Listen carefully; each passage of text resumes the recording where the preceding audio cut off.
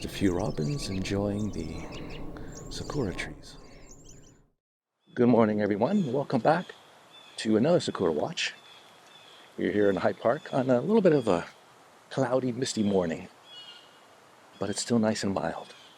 So it's nice. It's quiet. There really isn't anyone around right now.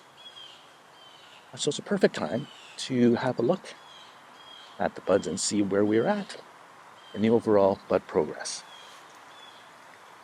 I started filming by the sports fields, but quickly encountered technical issues. My phone simply refused to focus properly. Thankfully, I was able to take some close-up stills, which shows the buds are about the same size, shape, and colors as they were on the last visit. One exception, though, was on top of Cherry Hill, where I found buds with more color coming through. I'll have to watch these ones, as they may be the first to bloom when the time is right. The real key now is to watch and wait to see how the weather will affect the trees in the weeks ahead.